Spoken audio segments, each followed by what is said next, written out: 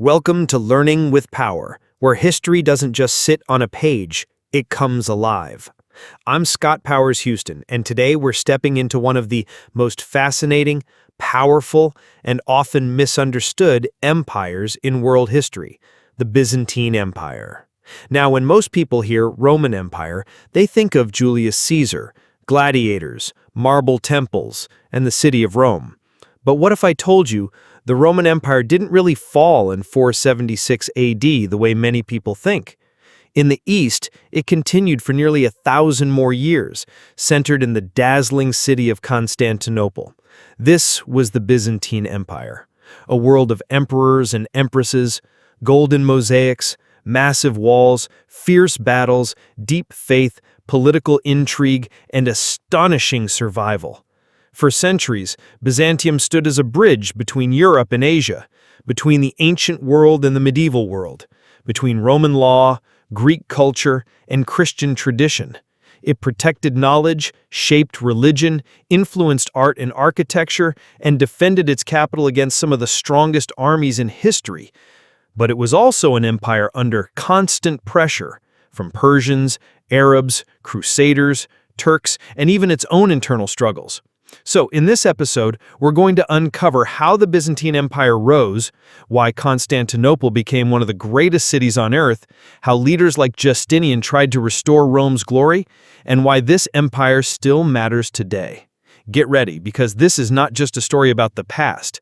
This is a story about power, survival, faith, strategy, and legacy. This is Learning with Power, and this is the Byzantine Empire. Hi, and welcome to another broadcast of Learning with Power. And I'm Scott Powers Houston, and I am the host, I guess. All right, so this broadcast we're going to be talking about the Byzantine Empire. We've been promoting it with an AI video, and this is it. Ta-da! Okay, so the first thing that we need to know about the Byzantine Empire is that the Byzantine Empire never existed. Yay!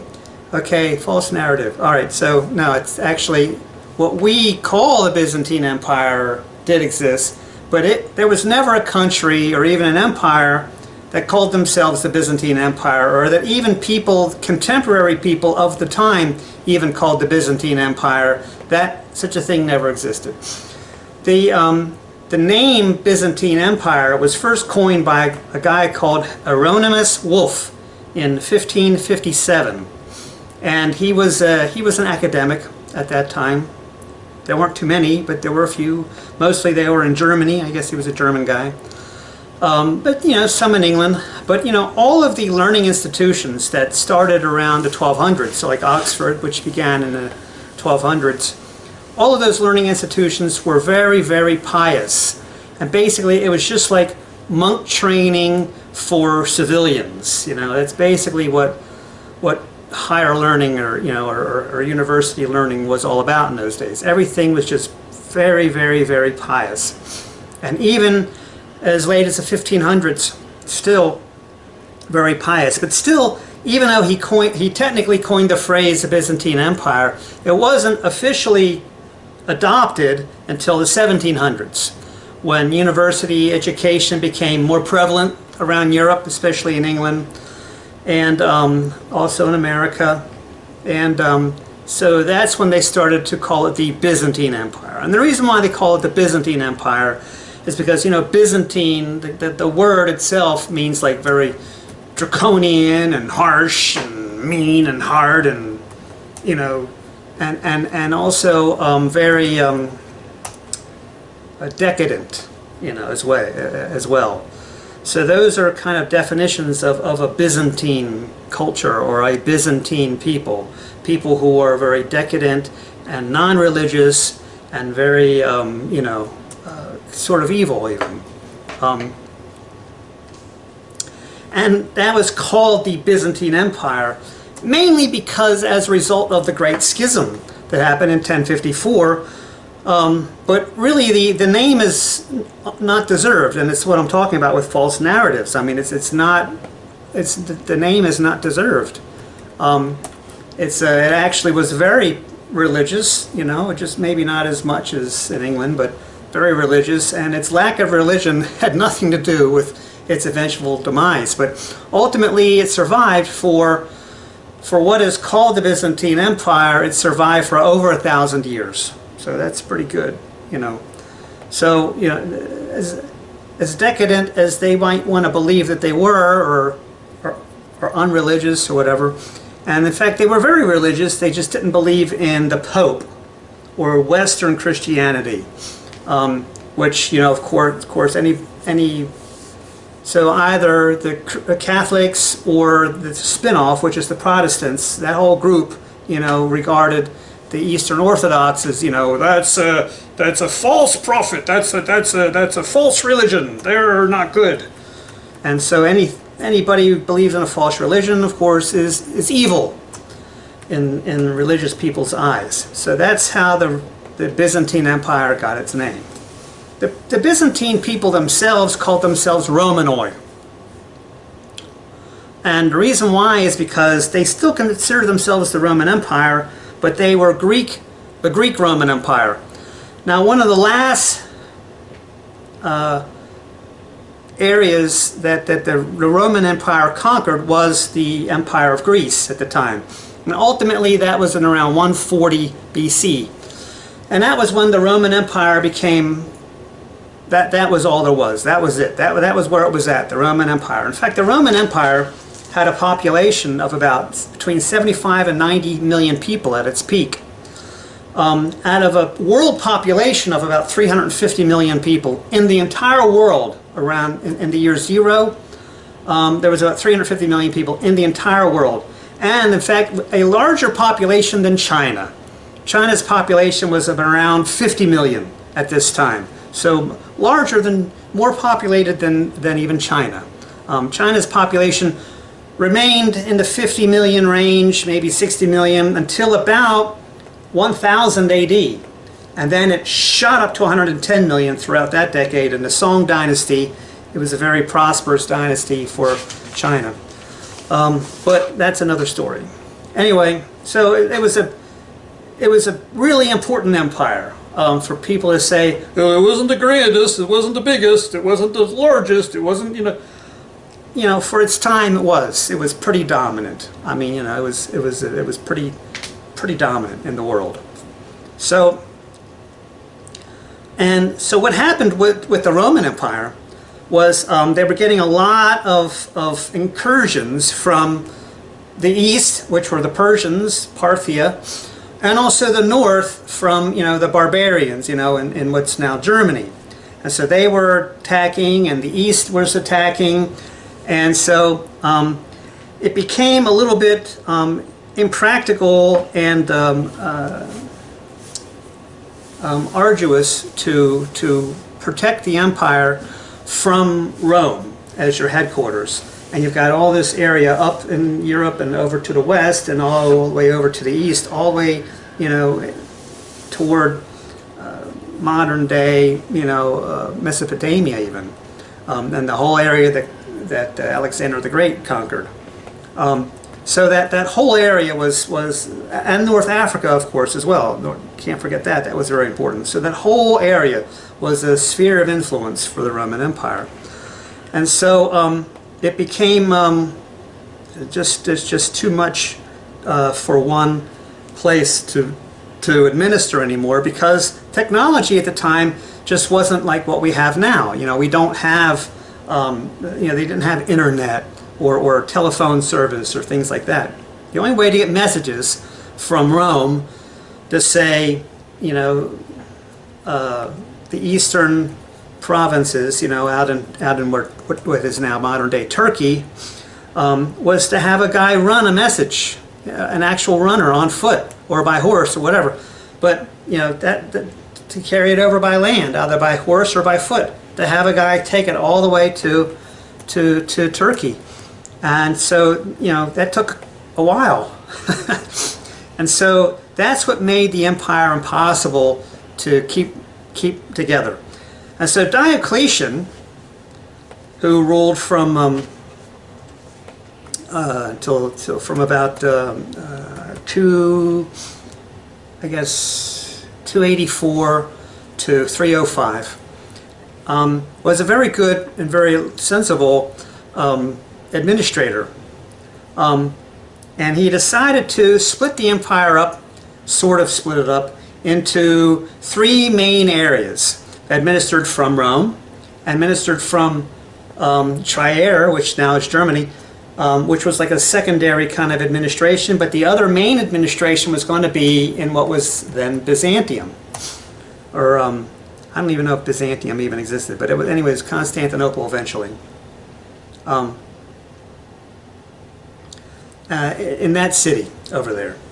Okay, so, and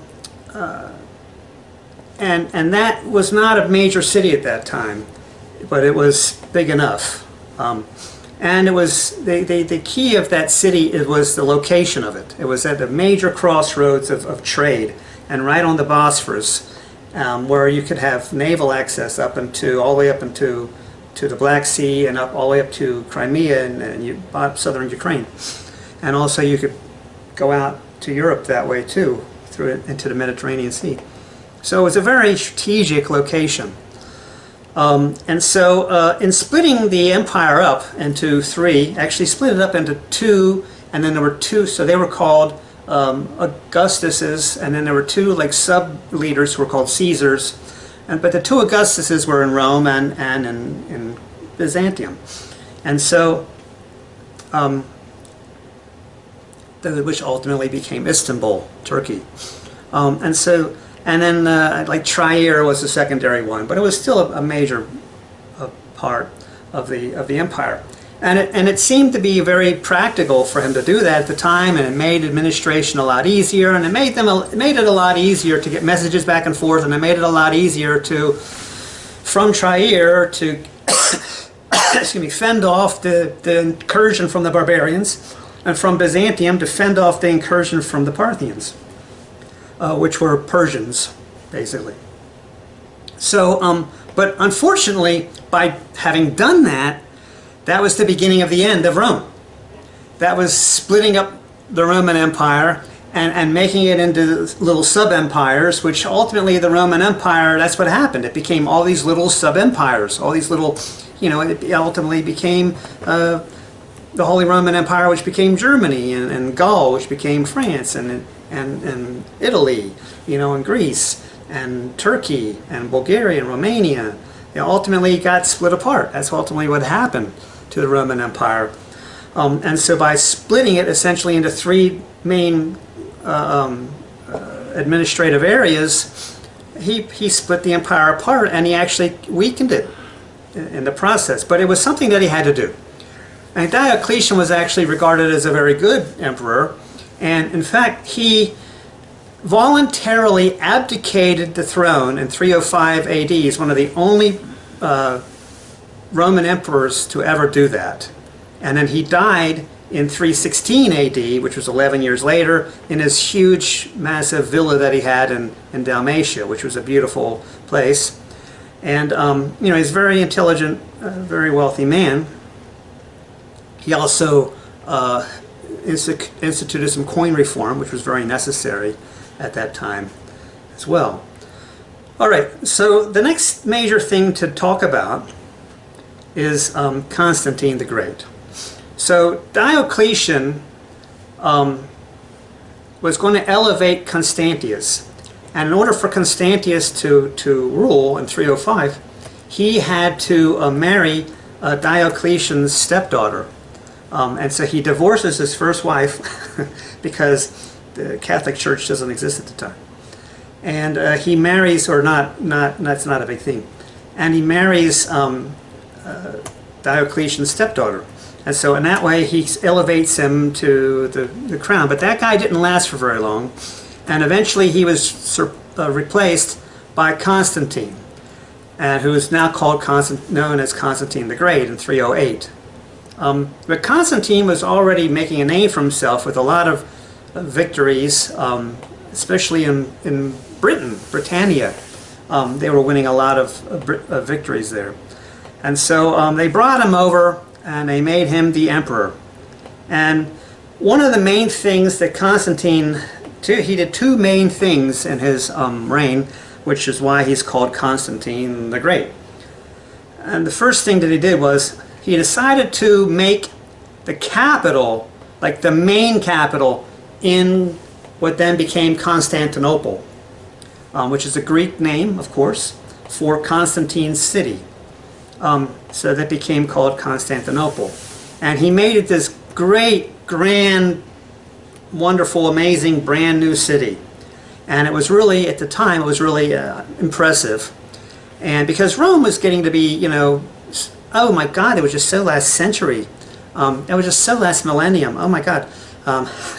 So Constantinople became the place that he was going to run everything from, because he had envisioned a Rome, actually, that went all the way to like India and up into Ukraine and into Russia and all of Europe. And he envisioned this really huge Rome, you know, down into the Levant and maybe over in North Africa through Egypt and all that, all the way up to what is Morocco now. He envisioned the whole area being in the Roman Empire, and Rome was going to be this, you know, really big, amazing place. And another thing that he decided to do, just out of pragmatism, was he decided to, at first he said that it's no longer legal to persecute Christians. And so, and it's no longer legal to keep them down. So it became okay for Christians to come out of the woodwork, because they've been kind of in hiding for a while. But it was starting in the 100s, we talked about this before, it became a really huge movement that was like just building and building and building more momentum, that by 300 AD, you really couldn't deny that it was a major part of society in that part of the world. And so eventually he said, you know what, I'm going to excuse me, make Christianity the religion of Rome, in fact. Not only are they not going to be persecuted anymore, I'm going to make it the religion of Rome. And this is why he's called Constantine the Great, because it's all about religion.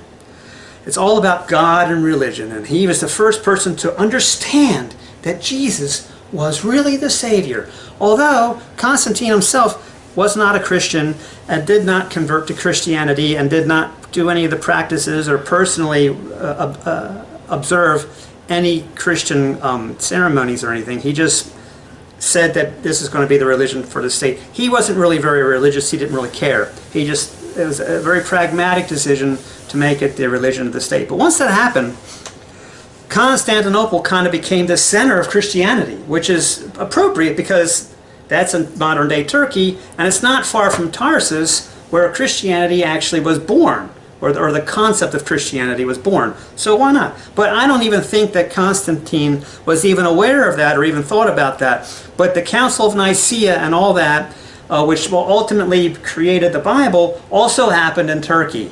And all that is because Constantine basically, not only did he make a new capital in Constantinople, but he made that the center of Christianity. Even though you still had the earliest popes in Rome at that time did exist in Rome, he made Constantinople like the place to be. And so that's why the people of the Byzantine Empire called themselves Romanoi, which basically means Greek Romans, because there was no concept that the Roman Empire had collapsed. You know, I mean, it's like, let's say America is attacked and it loses control of California and those places. It's still America, right? I mean, you know, even if we lose California and we lose Maine and we lose Florida, it's still America, right? I mean, it wouldn't be the end of the United States just because we lose some territories. So that's why the Romanoi still consider themselves to be Romans. Okay, so the next thing that we should probably talk about, since we talked about Constantine the Great, that is, we should discuss what happened with the, no, actually the next person I'm going to talk about is Theodosius. That's right. And so Theodosius the First. He ruled from 379 to 395, and he was also a very effective ruler. And he basically started to see the logistical problem with making Constantinople the center of Rome and not so much Rome anymore, and it's being split into three different parts, and more importantly, there was an Eastern emperor and there was a Western emperor, and he started to see the potential problems with this. So he ultimately, and because the West kept losing ground, kept losing territories, and so Theodosius was constantly having to march himself with his generals westward, and he had to do it twice, in fact, westward to reconquer territories that were being lost because they were being invaded by the barbarians and things like that. And so he was like, you guys are not doing a good job over there in the West. So, and he successfully reconquered this territory twice, in fact. And he ultimately declared himself the sole ruler of Rome again. So all of Rome had all the territory that we think of, and he was the sole ruler for a while. He basically abandoned the Western emperor. But then he died, unfortunately, only a few years after that. So that was in 392 AD, and in 395 he died, I think, in a hunting accident or something like that. But anyway, so his sons took over, and the first thing they did was they divided up the empire again between the two of them. And they became the Eastern and the Western leader.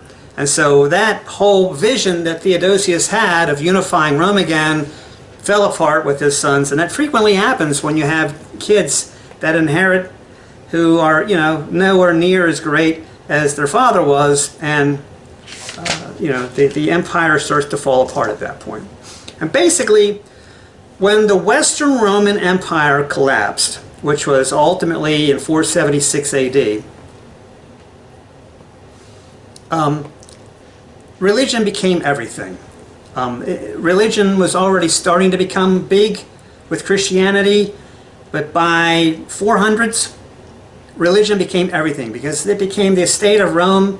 I mean, the official religion of the state of Rome, or the state religion, and it just flourished from there. With the Council of Nicaea later on in the later 300s, and by 476 it was so big, and so when you have economic difficulty, which started to really affect, especially in Europe, when the Western Roman Empire fell, you had a lot of poverty and hardship as a result. And so when that happens, you have people just turn to religion and they embrace religion. And so starting from around that time, excuse me, religion, it just became all about religion. And because religion became such a dominant thing, so like I was saying about the Parthians or the in Mesopotamia, those people, when they were Zoroastrians, Zoroastrian was just a religion that they had. It wasn't like the big, most important thing in their life. It was just, and then this is how we worship. It wasn't that major of a part of life. But by religion being such a big deal, by the time Muhammad came around, which was in the early 600s, he made, Islam a really big deal to compete with Christianity. So Christianity was a really big deal. And so when he more or less established a new religion, it was a really big deal. And so when that religion was founded, that was founded at a time when religion was all that there was, and that was the most important thing. And so they had really, really restrictive constraints. And you had to pray 5 times a day, and usury was not well accepted by Christians or Catholics, but it was really, really forbidden by the Muslims. And you also had this hierarchy in society that they didn't really believe in karma per se, or nirvana or something like that, like the Eastern religions, but they had an element of that, where they basically believed that, if you were born into poverty, it's your fault. It was your fault to be poor. And if you were born into wealth, that was because God favored you. And in a way, like Hunger Games today sort of mocks that whole that concept. The gods favor you. So the idea of God favors me, that's why I was born rich, is ridiculous. And it was part of that culture. And so there's not a lot of upward mobility available to Muslims. So they are against entertainment industry. So movies, no, bad, evil. Music, no, bad, evil. Sports, professional sports, no, bad, evil. The World Cup is okay because those are technically amateurs. But, you know, like the Olympics or something. But you know, professional sports, movie making, music industry, all of those things, no, can't do any of that stuff. Furthermore, usury, they apply to like Wall Street even, and things like that. And so like the interest, it's not interest, but the actual profits that you can make in Wall Street, for example, and businesses evaluating themselves that way, and because they do is why banks can charge interest and credit cards charge interest. It's all because of basically the market, you know, the stock market in general. So all that's considered to be evil.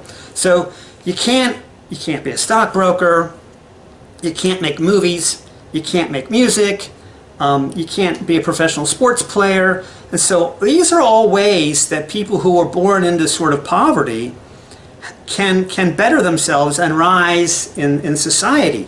So in a culture where religion is so dominant, you have to pray 5 times a day and it's beat into your head, God, God, God, God, God.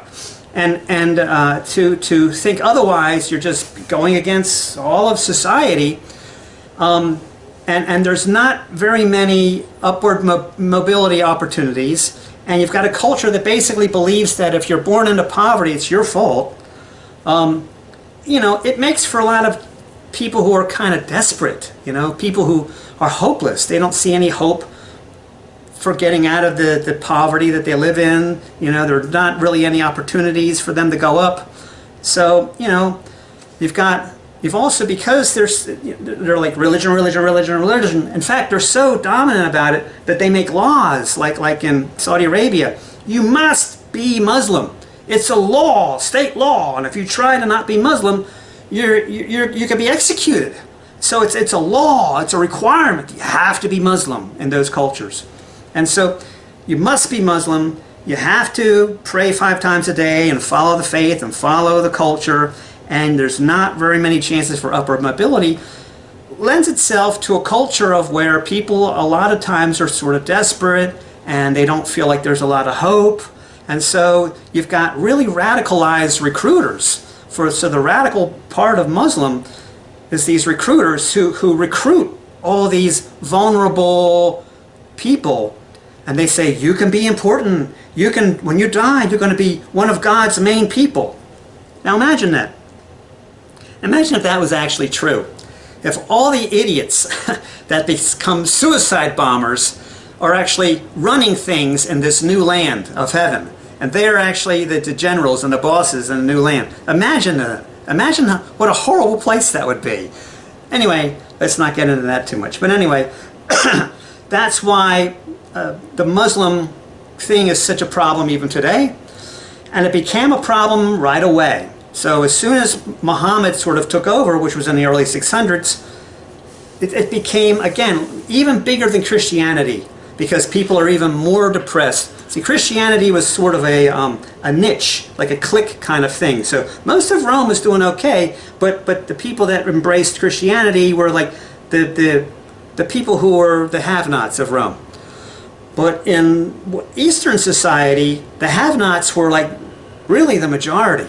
And so they embraced, you know, this Islam 100%. And so that, you know, and so they became like radical, like, I'm going to die for Muhammad. Yeah. And so that you know, lends itself to a really powerful military force, right? Because these people were, you know, radical, right? So that became a problem soon thereafter, soon after the fall of Rome. And so in the meantime, before that happened, and maybe I get ahead of myself a little bit, but I'm just talking about how really the fall of Rome, the fall of the Western Roman Empire, which happened in 476, ultimately lent itself to the environment in which somebody like Muhammad could emerge and become so potent and powerful, and it becomes head of such a powerful military organization.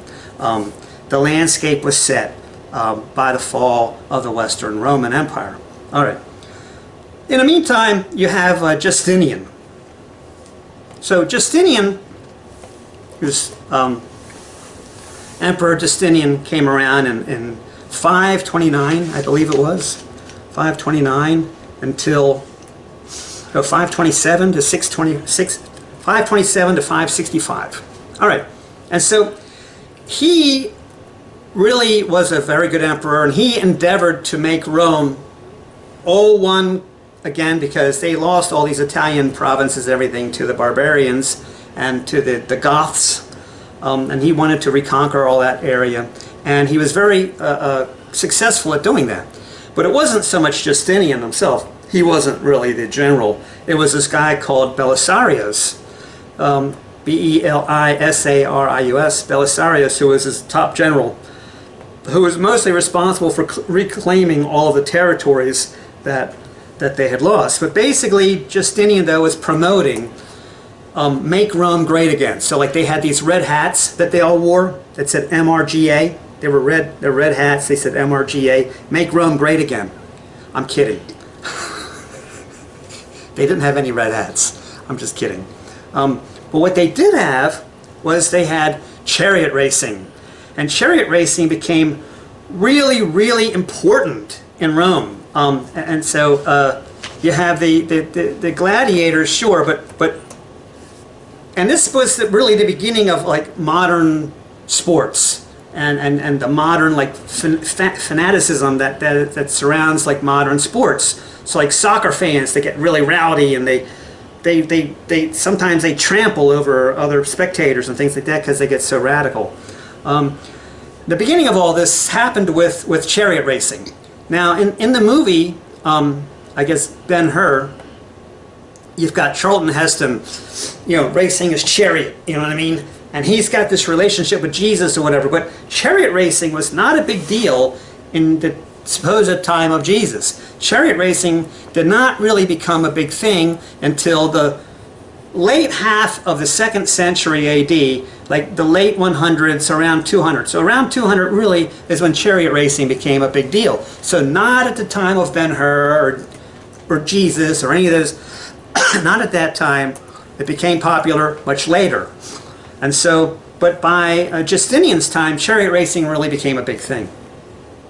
And so they had there was this riot called the Nika riots in 532 AD. And that occurred because you had an upset in one of the Colosseums. Like there was like red, blue, and green teams, right? So they had different colors even, just like we do now with professional football. You have the green team is the Packers, and the red team is the 49ers, or the Chiefs. And the blue team is the Lions, or the New York Giants, or whatever. So you had the red and the blue and the green team at that time. And so there was an upset. And the fans, like all of the green fans, I think it was, got really angry that they lost. And they started rioting in the stands of this Colosseum.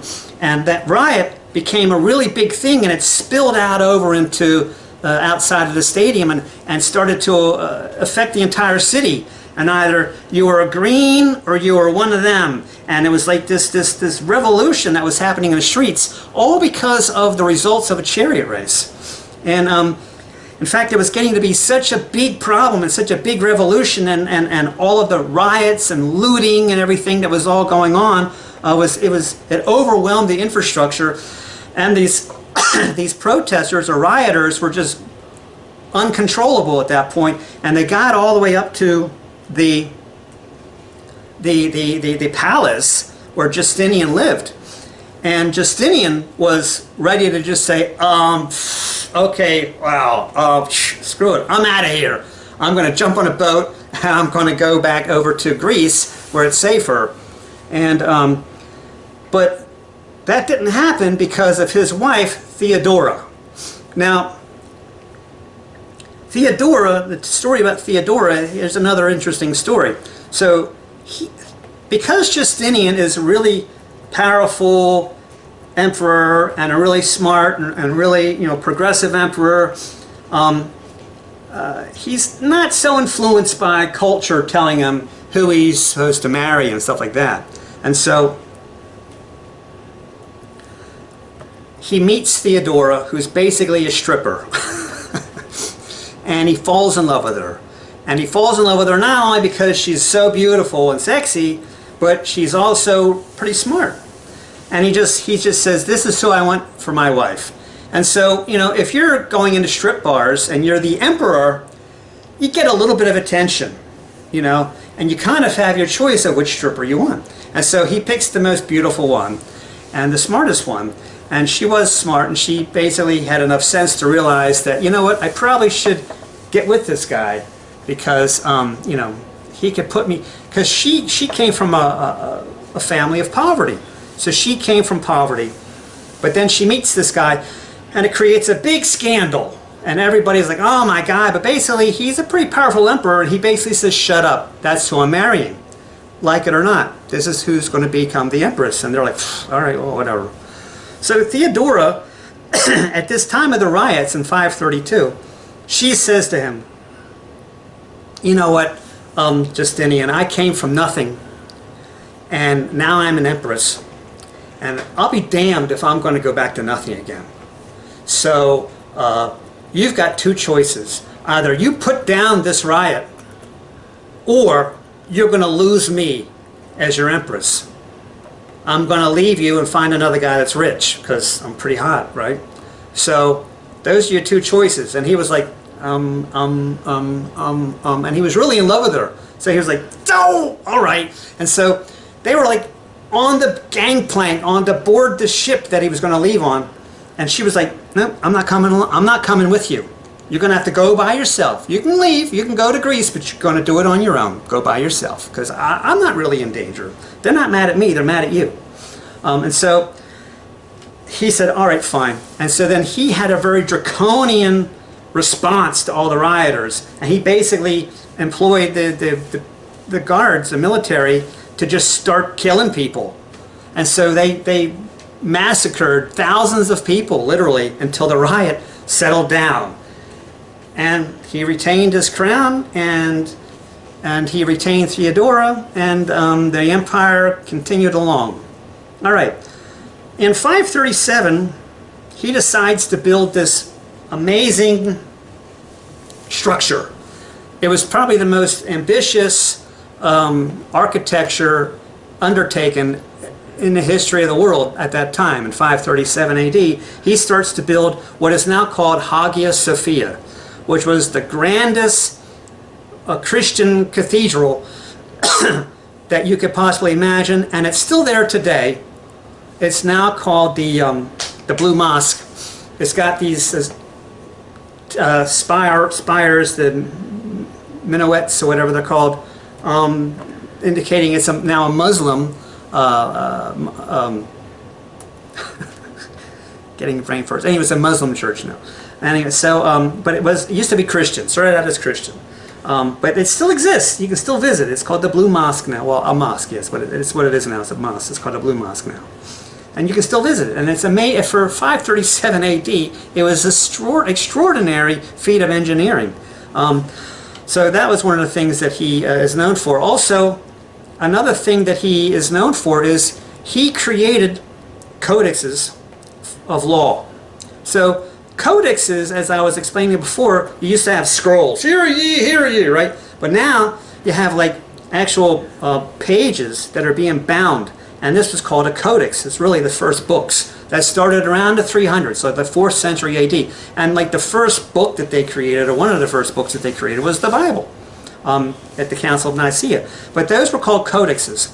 And so now we think of codex as it kind of applies to law, because he actually wrote down the first codex, or the first rule of law, like sort of the Constitution in a way, that all law, even to this day, is based on and founded on Justinian's codexes, and it's called Justinian law.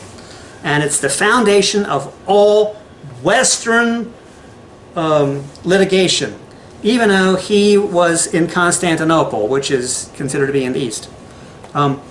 So that's another amazing thing that he did during, and again, like I said, he reunified all of Rome, and he was like the leader of Rome. But now the Rome is being ruled from Constantinople and not in Rome. Rome now is the home of the Pope, which is a religious leader, and the secular leader is Justinian. So unfortunately, Justinian, who at that time was having a lot of trouble from the east again, and this was by a guy called Khusru I. And this is before Muhammad. And already Khusru I was a very, very formidable opponent in the east, and he was really threatening the eastern borders, okay? But ultimately, the Byzantine Empire was powerful enough to kind of keep them back, but that was the beginning of the real incursions from the east that ultimately was the downfall of the Byzantine Empire in 1453.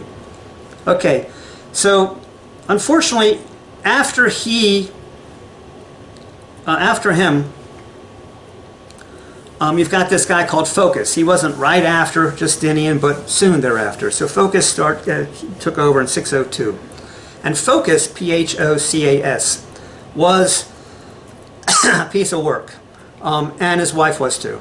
And even on his coins, he's portrayed as being kind of ugly and not very presentable. And even when they're pictured together on their coins, they're pictured as both being nasty looking people, and apparently he was. He had red hair, he was short, and he was ugly, and he had a weird physical shape, and all he cared about was luxury and living the life of luxury, and he didn't give a crap about the state. He wasn't worried about the East, he wasn't worried about anything else, he just was worried about himself. By the time he died in 610, you've already got a really major problem from the east. So Khusru I sort of started all that, but by 610 AD, in 610 AD, Muhammad sees Gabriel in a vision.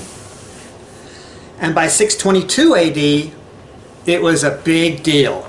And so they moved from where he was born to, I guess, Medina or whatever, so Mecca to Medina or something like that. Anyway, and it was a pilgrimage that they had, and that began the whole Muslim thing, Islam thing, where it then spread across North Africa, all over the Middle East, into Western Asia, or Eastern, or Western Asia, into Western, or what they call Central Asia, and all across North Africa, even into Spain, ultimately. And it spread quickly, and it was a really radical group of people, and it was an overwhelming force now that's coming from the east. And you have this guy now called Heraclius, and Heraclius ruled from 610 to 641, and so by the time he takes over, kind of the damage has been done. You know, Phocas was not really paying attention, and so the damage is already a problem. And so Khusru II was starting to take over, and in the late 590s, or in the 590s up to 628 was Khusru II, and he was called Khusru the Great. And he was really a formidable adversary that Phocas just didn't care about, and by the time Heraclius took over, it was already kind of too late at that point. The Muslims were really getting powerful. And during Phocas's time, he lost control of the entire Levant. So all of like Israel and Lebanon and Syria and all that whole area, they lost control of it, Jordan, to the Muslims. And it was taken over, and this is the first time the Muslims took it over, was during Phocas's time. But to his credit, Heraclius took it over, took it back for a while, but only for a short time, only for about 10 years. And then they lost it again to the Muslims, never to regain control of that area ever again. And so the Levant was lost. The other thing that Heraclius did was he changed the official language of the Romanoi to Greek, because that's really what everybody was speaking anyway. It was why they were called Greek Romans. Most everybody spoke in Greek. Most all documents were being written in Greek.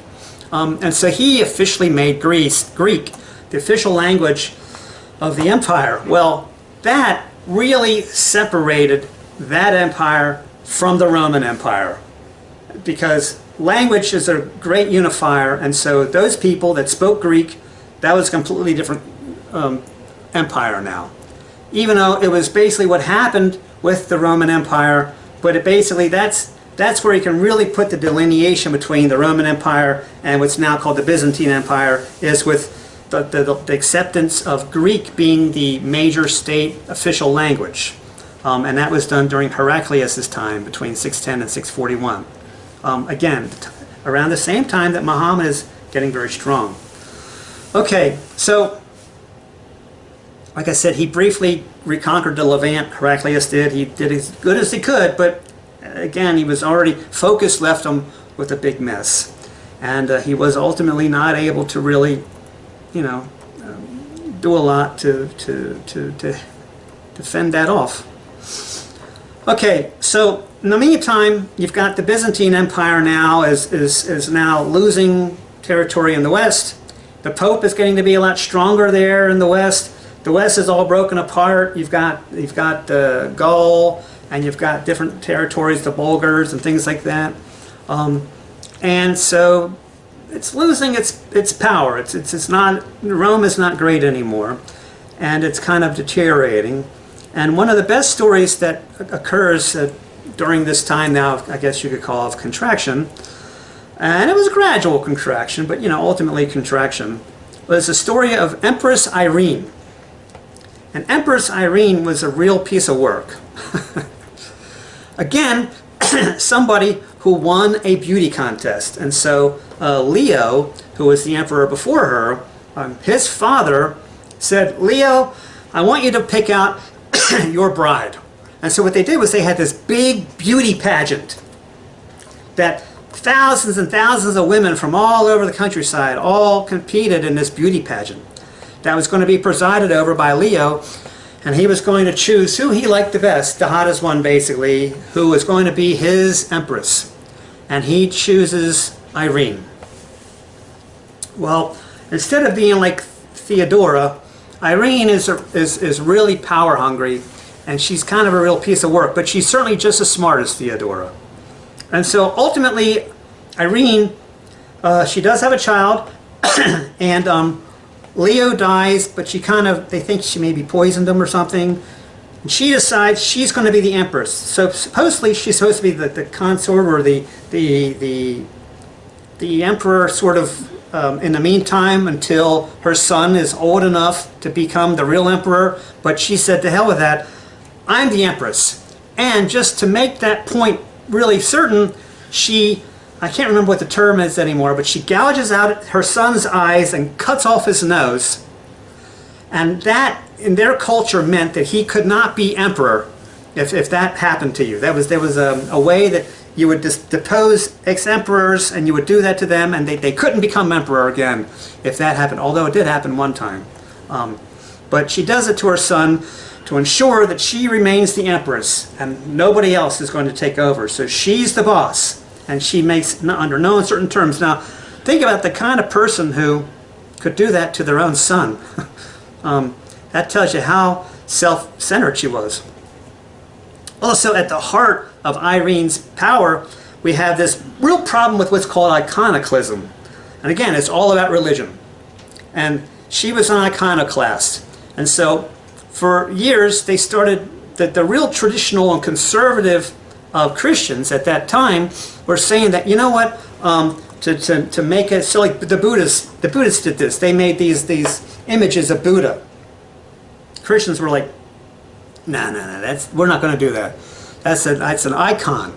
We're not going to worship an icon. And so we're not going to have representatives of Jesus, or Jesus on a cross, or some little statue of Jesus on a table or something like that. That's worshiping an icon, and that's illegal.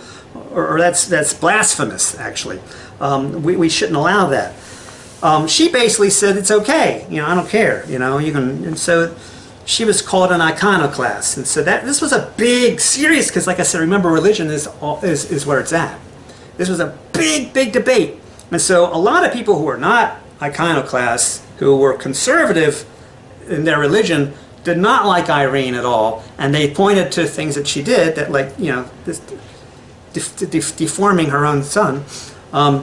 to point out, what an evil woman she was. Another thing that almost happened during Irene's reign is, so even though they lost a lot of territory, they still had an area of influence in Western Europe. And so you have the Gallic Empire under Charlemagne at that time, Charlemagne, who was the greatest leader at that time, and it was expanding eastward, and it was encroaching on the sphere of influence of the Byzantine or the Romanoi, or the Roman Empire at the time. And so they had a big meeting between Charlemagne and Irene. Now Irene is a lot older than Charlemagne, but she's still a pretty good looker, even at 45 or 50, and she's depicted as such. So she was a babe when Leo married her, and she retained her beauty because she was very, very narcissistic and was very worried about her beauty. And so she apparently did a pretty good job of retaining her beauty, even into her mid-40s all the way to 50, which at the time was really unusual. But so she was not unreasonable for her to be marrying Charlemagne, and so that was going to happen. They were going to marry Charlemagne and Irene together. Now imagine if that had happened. That would have reunited the Roman Empire in a way that it probably would not have fallen again, because now you've got Charlemagne, who's a Catholic, and you've got the Byzantine Empire as well, united as one. And so the Great Schism of 1054, that wouldn't have happened. And it might even be an empire to this day. I mean, just imagine how powerful that empire would have been.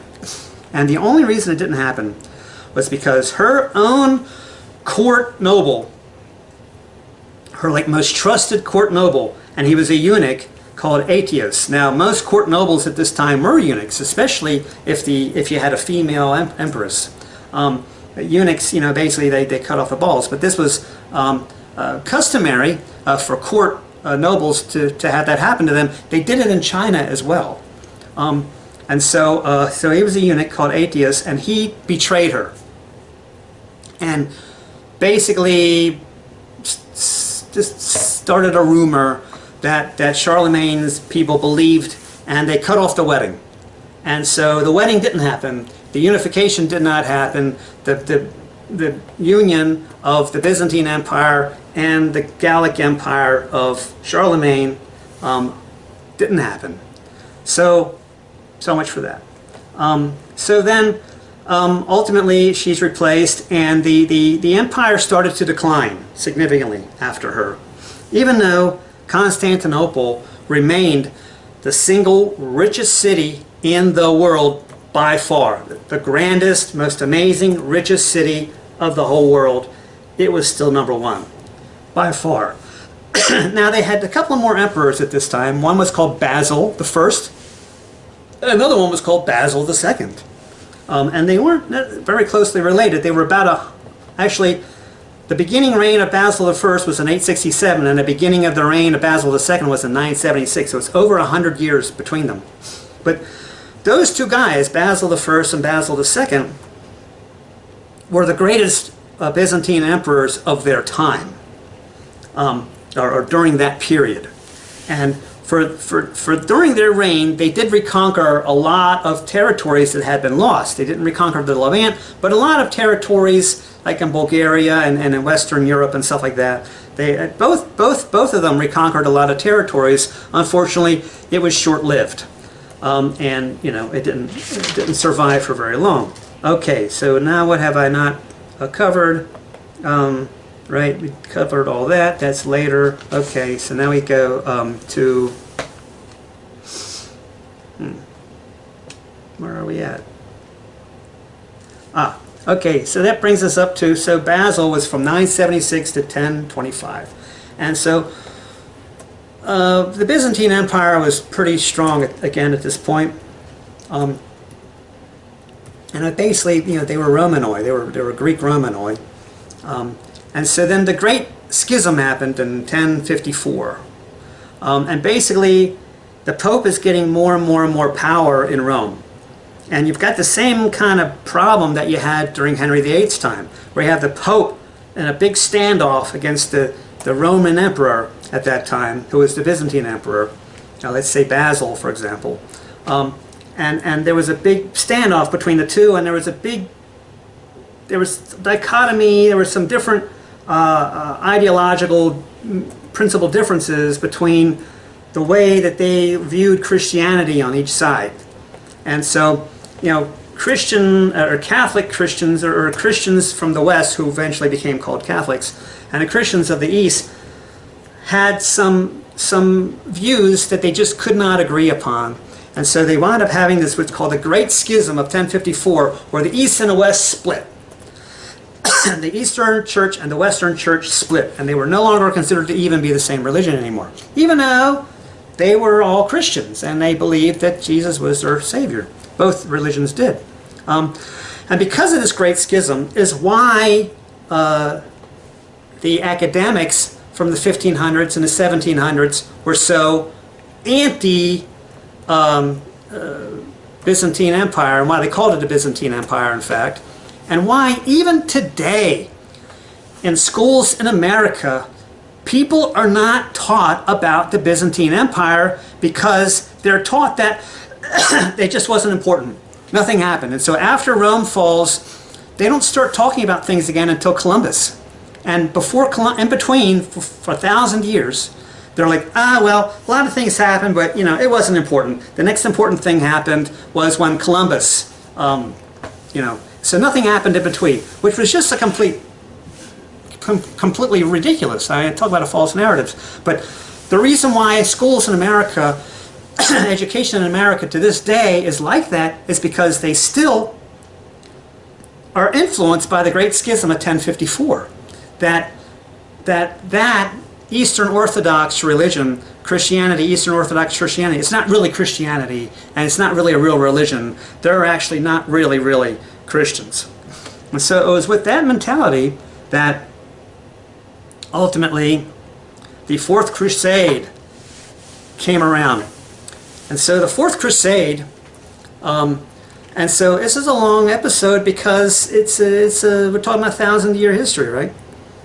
So the Great Crusade, the Fourth Crusade, in 1204, they were supposed to reinforce the forces in the Levant and try to reconquer Jerusalem. But on the way, they were trying to collect money, and they thought, you know what, let's attack Constantinople, which they did.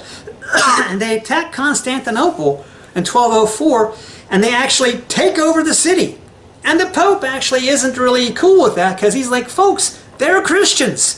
Sure, we've separated because of the schism, but nonetheless, they're Christians. They're not the problem. The idea is that you're going to take back Jerusalem from the Muslims. That's what you're there to do. But that's not what they did. Instead, the Fourth Crusade took over Constantinople and started to administer Constantinople. And in fact, the Byzantine Empire lost Constantinople for about 50 years, from 1204 to 1261. And by 1261, the Byzantine Empire was a lot weaker at that time. Now, they reconquered Constantinople in 1261 from the Crusader Empire that existed at the time. And they took it back from them because the Crusader Empire was actually pretty strong. They actually had a lot of funding, and they were actually a major political entity at that time. From 1098 all the way until 1300, basically. And so, but they took it back away from them. They took back Constantinople. But at that point, the Byzantine Empire is really kind of weak. And they really are having a lot of trouble now fending off the Muslims from the east. And then eventually the Ottoman Empire formed, which was a great Muslim empire that actually also influenced the Bulgars. And so the Ottoman Empire, so the Byzantine Empire in, let's say, the 1200s, not only were they having problems with the East, but they were having problems from the West too with what are called the Bulgars. And when basically the Bulgars were taken over by the Ottoman Empire, and a guy named Mehmed II, M-E-H-M-E-D II, that was ultimately what was the downfall of the Byzantine Empire. And so by 1453, you've got the emperors called Constantine the 11th at this point in 1453. And basically all that's left of the Byzantine Empire is just Constantinople, a little area called Trebizond, and there's a little area in the southern part of Ukraine and some other little areas, but basically it wasn't much anymore. And ultimately, the key to ending the Byzantine Empire, Mehmed II realized, was to take the city of Constantinople. And so there was a huge siege for almost 2 months of Constantinople. And Constantine the 11th, he fought like a tiger. He really did. And Mehmed II really grew to respect him a lot. He was like, man, this guy's tough. But ultimately the city fell in 1453. And Mehmed II took over. And that was the official end of the Byzantine Empire. Although it wasn't totally over. There was the area of Trebizond that remained in power as like an independent principality until 1461. And then ultimately there was another one called Theodoro, which was in the southern Crimea. That did not fall until, what, 1475. And so that eventually fell. But because of the connection between the Crimea, which was present-day Ukraine, and the Byzantine Empire, is why the Eastern Orthodox religion is the religion of Russia. Because when Ivan the Terrible took over, he basically married somebody who he claimed was the granddaughter of the last Byzantine emperor. So he calls himself a Tsar, which basically means Caesar in Russian. And so that's where it comes from. And they embraced the religion also of the Greek Romanoi, which was what's called Eastern or Greek Orthodox or Eastern Orthodox today, and it became the religion of all of Russia. But unfortunately, though, after the fall of the Byzantine Empire, and especially after the fall of Constantinople, no longer could the West easily trade with the East, because the Muslims are in the way now, and the Muslims never got along with the Christians, even though they don't get along now because of what we're doing with Israel. They were never really friendly, even though they did live together harmoniously in what's today Israel or Palestine for many years, hundreds of years. Still, they weren't really, friendly. And so that meant that the West could no longer trade very easily with the East, unless you sailed all the way around Africa, which was hard to do in those days, in the 1400s. So ultimately, that led to the West saying, well, gee, how are we need to find another way to Asia. And that's what led the way to Columbus, which started a whole new thing. And so, but Columbus was a direct result of what happened with the fall of the Byzantine Empire, because when that fell, they no longer had access to the East anymore. So that's basically the last thing that you want to talk about, when you talk about the Byzantine Empire, because that was the end result of the fall of the Byzantine Empire. Was Columbus and all the conquistadors emerged in the late 1400s, and that was a direct result of not being able to get in touch with the East anymore, because now Mehmed II and the Muslims and the Ottoman Empire took over that whole area and wouldn't let them to come through, and ultimately took over Ukraine and stuff too. Although that Khanate, the Crimean Khanate, remained independent technically until 1783 as an independent Khanate, and in a way you could say that that was the last vestiges of the Roman Empire or the Byzantine Empire. And ultimately, and there was a treaty, but ultimately the treaty was broken, and that area was conquered by Russia and Catherine the Great in 1783. So that was the final nail for the Roman or the Byzantine Empire, was 1783. Okay, so that concludes this episode of the Byzantine Empire. I've told you all the important things to know about it, and I know it's kind of a long episode, but it's a big period of history, and it was a very important period of history. And the fact that it's not an important period of history in Western education is a huge bit of it's a huge false narrative.